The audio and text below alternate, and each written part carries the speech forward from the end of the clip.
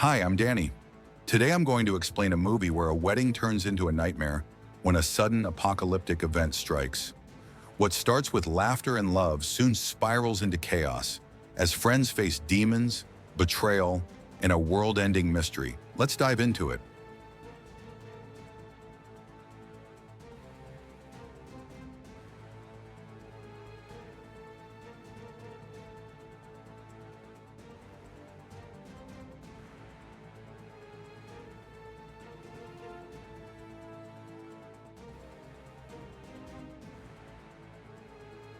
The story begins with a series of home videos in which we see a group of young people having fun. Among them, there is a young couple, Dan and Sky, who are now about to get married.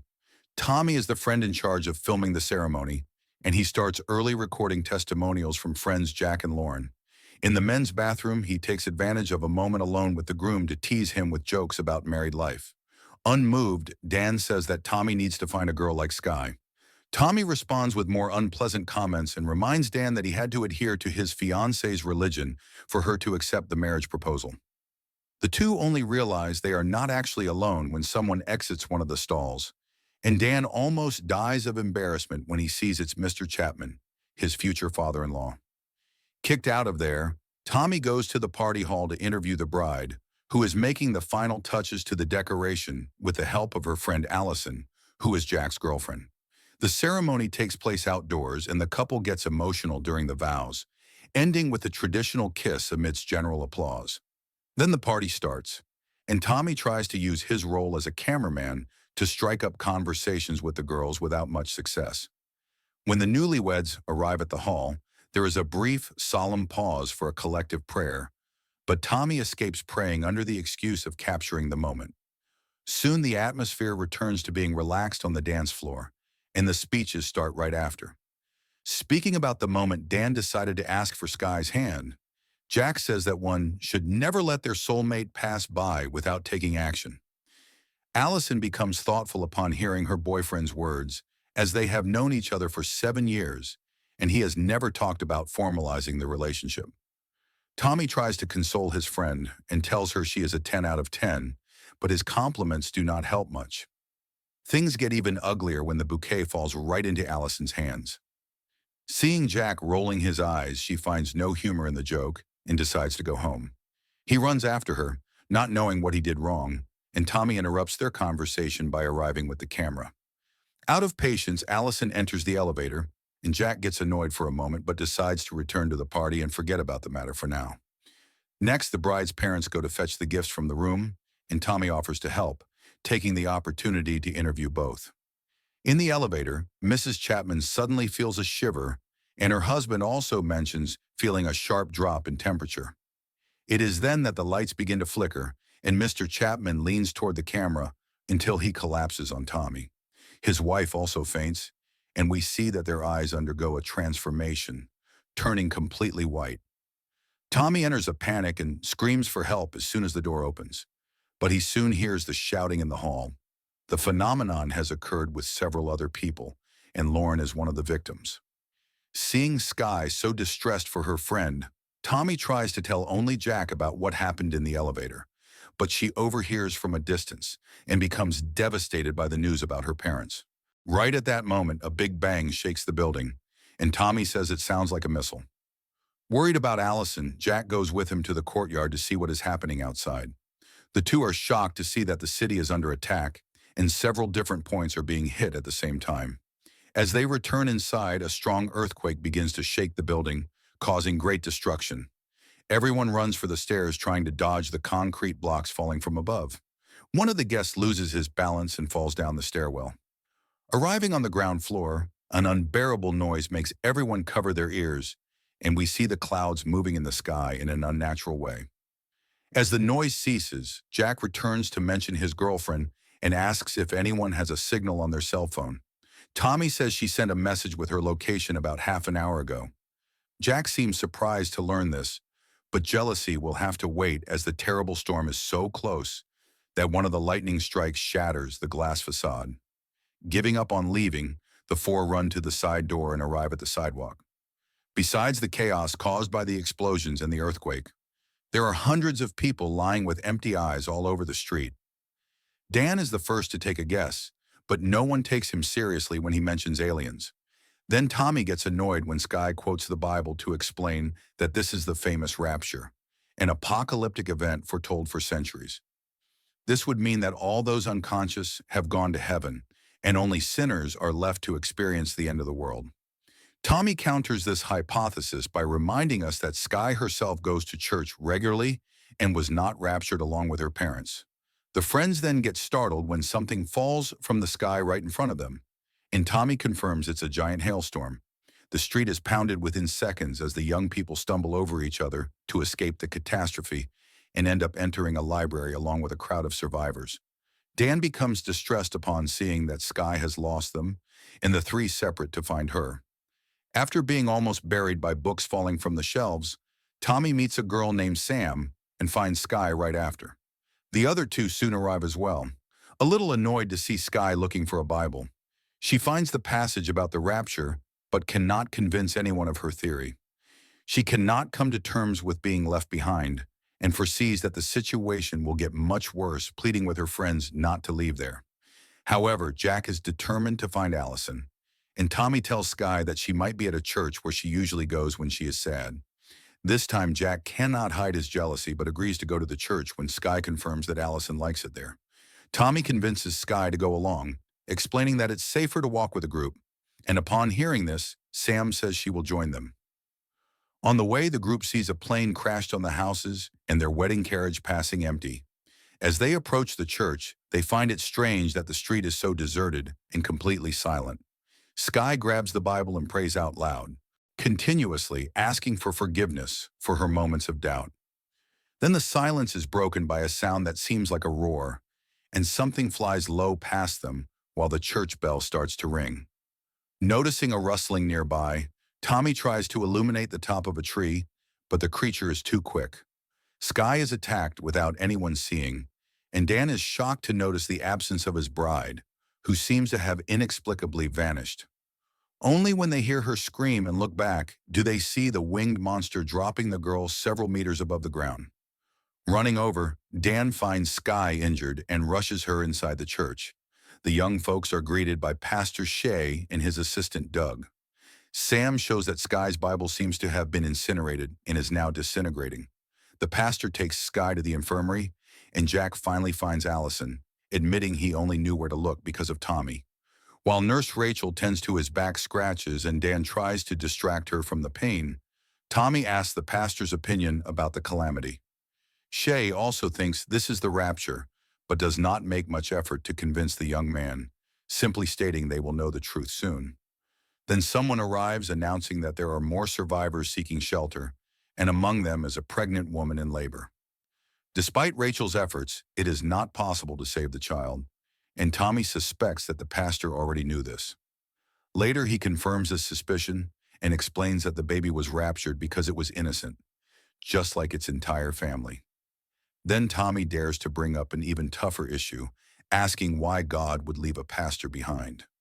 Shay confesses his lack of faith, admitting that his life was basically just a facade. When Jack says the plan is to wait, Tommy disagrees that it is safe there. This opinion is quickly validated when someone starts banging on the church door, asking to be let in. The lights flicker as everyone hears thuds on the ceiling as if winged demons are attacking from above. A human figure is thrown against the stained glass window for a brief moment before being pulled away. Thinking the worst, Tommy records a farewell video, and Sam arrives just in time to catch a confession. She offers to film the message and promises to deliver it personally if anything happens. Then Tommy looks into the camera and tells Allison that he has always loved her since they first met, but all he wants is for her to be happy, even with someone else. In the church pews, someone with an iPad manages to watch the news, and everyone pays attention. According to the report, the strange sudden death syndrome affected only a portion of the adults, but took all the children. When Sam says her parents were raptured, Tommy does not feel much compassion and tries to cheer the girl up with candy, but she responds that she is allergic to peanuts. The news coverage continues reporting on the global catastrophe and states that the recommendation is not to go outside at all. Regretting his cold attitude, Jack apologizes to Allison and even gets down on one knee to finally ask her to marry him. But then Tommy interrupts the romantic moment without delicacy. While reviewing the day's footage in search of clues, he finds something disturbing that he now shows to his friends. Jack can hardly believe the demonic figure he sees on the screen, but Pastor Shea is not surprised and explains that it is one of the fallen angels. He also says that this is just the first wave of disasters about to befall the world. Shortly after this, Sky starts to get worse, and Rachel explains to Dan that she needs antibiotics, but they are in their car. Jack and Tommy volunteer to go with Dan to fetch the medicine, but he decides to leave Jack with the girls and only take Tommy. The two cautiously traverse the parking lot and are startled by an alarm that goes off suddenly, but they realize it is just a thief. Arriving at Rachel's car, Dan begins to search for the medicine and finds it. At the same time, something collides with the windshield. The two friends fall silent, petrified with fear, and then something begins to attack the car and break the windows. A man comes up to the front of the car and recites the classic exorcism rites, which seems to irritate the fallen angel. Tommy and Dan are horrified to see the man being thrown against the hood with incredible force, and they then run back to the church at the first opportunity again. Tommy interferes with Jack and Allison's peace, crossing the line this time. He asks why this engagement has taken so long to happen, and Jack loses patience, taking the camera from his hand. He starts to provoke Tommy until he confesses his feelings for Allison, and it is she who has to separate the two. The fight is interrupted by Dan's tearful voice, also confessing to a slip during his courtship with Sky. Allison tries to comfort him and says none of this matters now, but it becomes evident that no one there is a saint. The news broadcast is replaced by an official warning instructing everyone to seek shelter. Sometime later, Rachel tells Dan that the antibiotics did not work, as the thing that scratched Sky transmitted some kind of poison, and the only salvation now is to take her to a hospital. Faced with the extreme danger outside, Jack and Tommy convince Dan to wait until dawn, and then Sam warns that the pastor is calling everyone. Before the sermon, Shay tells Tommy that the rapture is over and no one else will be taken, but he asserts that there is still a chance to save their souls. Then he gives a sermon to everyone, speaking sincerely for the first time and encouraging the congregation to fight against the demons with faith. The response to this boldness comes quickly, with various fallen angels attacking the church roof in a threatening manner. Under Shay's orders, everyone runs to the basement and locks themselves down there, where the only light comes from Tommy's camera. Someone notices Nurse Rachel is missing, but before they can look for her, a horrible sound starts coming from above, indicating that the church has been invaded. The demons seem to be tearing everything apart, and it takes a while for silence to return, allowing the pastor to hear Rachel's screams. Realizing she is in the hallway, he opens the door to let her in, but something grabs her midway and drags her body away. Shay closes the door but sees it starting to ripple as if it were made of fabric and realizes there is a fallen angel right on the other side. He then says there is no other way out and decides to test his faith by opening the door again. The pastor is immediately grabbed and pulled outside under the horror-filled screams of the congregation. The next morning, Jack says the silence has lasted long enough and decides to go outside to check with his friends, following behind. The church is completely destroyed, and the pastor is left hanging over the pulpit. In the street, the situation is not much different, and the scene is one of complete chaos all the way to the hospital. Arriving there, they notice many people leaving, and a nurse explains that everyone is going to an emergency center. Jack and Tommy search through the cabinets for any antidote against the poison that might help Sky, but it seems the hospital has already been looted. They then decide to look for a doctor on the other floors and end up in a dark hallway where Jack is suddenly knocked over. Tommy runs to save him and sees it as just another guy desperate for some medicine. Still resentful towards him, Jack dismisses his help, and the two continue their search. Downstairs, Sam and Allison discuss the light that many people say they see in their final moments. Sam explains the phenomenon through the effect of endorphins in the system, but Allison believes it could be God. It is then that they hear demonic squeals starting faintly in the distance and getting louder over time. Shadows and figures also begin to rush past in the hallways, both there and upstairs where Jack and Tommy are still located. Meanwhile, Sky tells Dan that she heard him talking to the guys about the betrayal and warns him that he is forgiven for everything. She also confesses that she never believed in God and only attended church to avoid awakening the neighborhood's eye, as she grew up in a very religious area. Then Sky begins to describe a very bright light, and these are her last words to Dan's dismay. He is so shaken that he gets irritated to see Allison praying, as he does not accept the belief in a God who would do all this to him. After Dan leaves, Allison asks Sam to record her farewell video and begins to talk about her own struggles with faith. At the same time, Jack and Tommy hear Dan yelling vows of hatred in the hospital courtyard. Peering through the window, the two are shocked to realize their friend is challenging God to kill him right there. Allison and Sam notice the generator light flickering, but Jack and Tommy are too concerned about Dan to notice. They pound on the glass of the window, pleading with their friend to stop saying those things at a time like this. Dan cannot hear them from down there besides being devastated by pain. He thrusts his chest forward and screams at the sky, telling God to strike him without delay. Seeing that nothing happens, he falls to his knees and cries, exhausted. As soon as Dan stands up, a gigantic tentacle emerges from nowhere, hits his back, and pierces his body, sucking Dan towards the clouds. Jack and Tommy are horrified by the scene and run down while Allison is still speaking. To the camera. Sam struggles to remain calm as now the lights are flickering frantically, and a shadow appears behind Allison during one of the flashes. When Tommy and Jack reach the ground floor, the two are no longer there, and they only find Sky's body. They begin to search for the girls, and Tommy sees a cell phone lying on the ground. Already fearing the worst, he watches the end of the last video and sees that they were indeed attacked. Jack eventually finds Allison in a corner, and Sam arrives in tears, saying she is very scared and hugging Tommy. He hears his friends sobbing and is also devastated to see that Allison did not survive, but he tells Jack that they need to get out of there. Only the two of them remain along with Sam, and the only chance for survival is the emergency shelter. However, Jack is very shaken and refuses to leave Allison's side, reacting violently to these suggestions. Very patiently, Tommy says that he does not want to save himself alone and promises to stay by Jack's side for as long as he needs to say goodbye to Allison. It is nighttime again when the three leave and walk to the bridge the nurse mentioned. More people begin to appear as they get closer until they find themselves in the middle of the crowd, and a voice comes from the loudspeaker giving instructions.